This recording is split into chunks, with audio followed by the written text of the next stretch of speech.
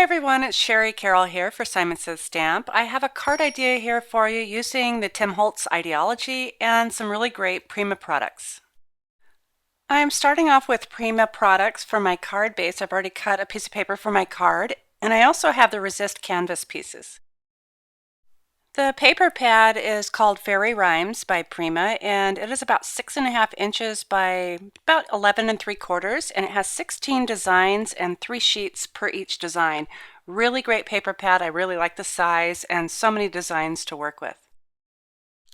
The Resist canvas pieces are from the Fairy Bell collection, and there's like dress forms and butterflies and really nice little vine type corners and flowers. So I'm going to get ready to color my little canvas pieces. I'm working on a piece of plastic here. So I'm going to use my distress stains, and this is peeled paint. For some reason I do like to shake it up. And I will have a towel handy, and I'll also have my spray bottle of water. And I do like to spray the canvas first, and this allows the stains just to flow into the canvas and spread out a bit instead of such concentrated color. So you can just dab on the stains, and I'll give it a little bit of spritz of water, and you can see how this kind of moves around a little bit better. And I'll just kind of pounce my finger around, just move that color in and around and add more as I need it. This will give me a really nice variegated color. The color will lighten up a bit after it dries, so make sure you get it good and dark. And once you have that colored, I'm going to go ahead and just clean up my surface here, and I'll be moving on to another color. So next I want to concentrate on my flower. And for this I'll be using my antique linen and spun sugar stains. I like these because they're really nice pale colors. So I'll start off using my antique linen, and once again I'll spritz my flower with water so that ink will flow. And I'll go ahead and pounce on the antique linen. I've decided I also want to use some wild honey just to add a punch of color. So I'll go ahead and pounce this on to my already wet flower, and it's really quite concentrated. So here I'll just spritz it again with a little bit of water so that I can mute that out a little bit and move the color around with my finger. The canvas is really durable to work with, so you can actually take some of the color off by placing a paper towel and drawing it up onto the paper towel. Here I'm adding in some spun sugar so I can mix my pink in with my yellow and then my antique linen. I am going to dry this off a little bit with my paper towel and just kind of pull some of that color out. And once that's dry a little bit, I can add more color, but my flower is already taking on the background color that I wanted. I'll dab this again to see if I can remove a little bit more of the water, and then I can go back in with my spun sugar, and you can see the pink just gets a little bit darker. Next, I'll be coloring some of the hearts that are in the Resist Canvas pack. And since I'm using the lighter colors of the spun sugar, I'm just going to go ahead and just dab that on directly without using water. And for the other heart, I can go ahead and use the antique linen. So you can continue going back just like I just did with that flower and keep adding color and layering it on top of each other.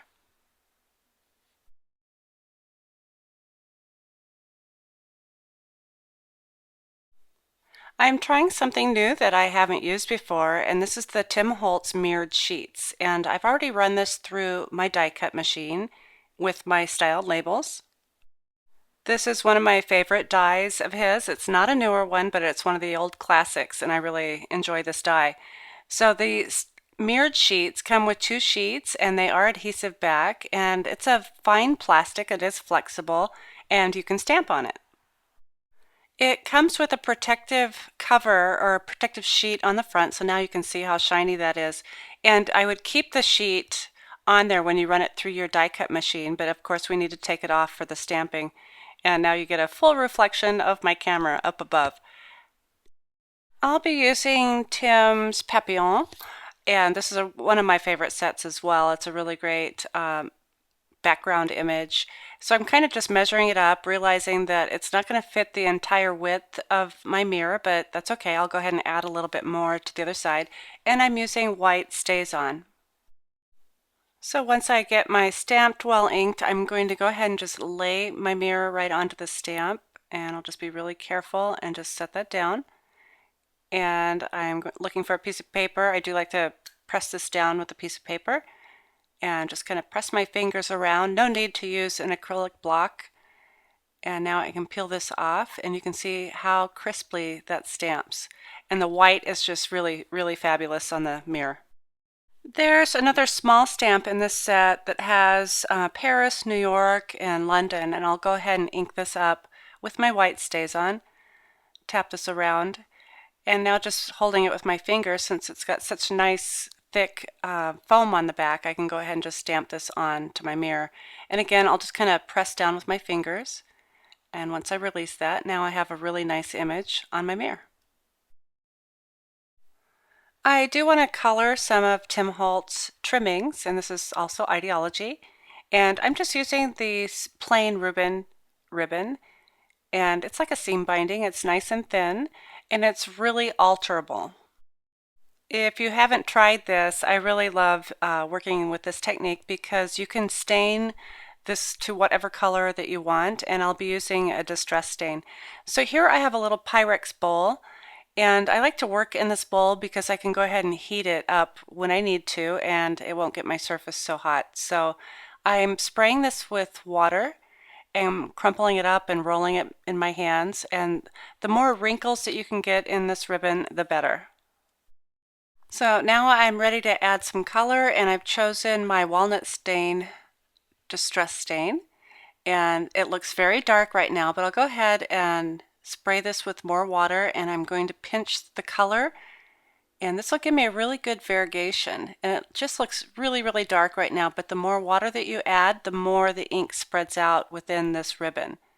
So I'll keep spraying it and pinching it between my fingers until I can see that the entire piece is colored.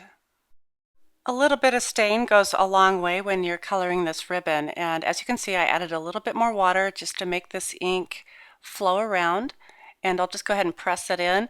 There will be like some colored water in the bottom of the bowl, and you can go ahead and just push that ribbon right into that water. So the next thing I'll want to do is to go ahead and grab my heat gun, and using a bowl like this, I can go ahead and heat this, and once it dries, it won't get away from me.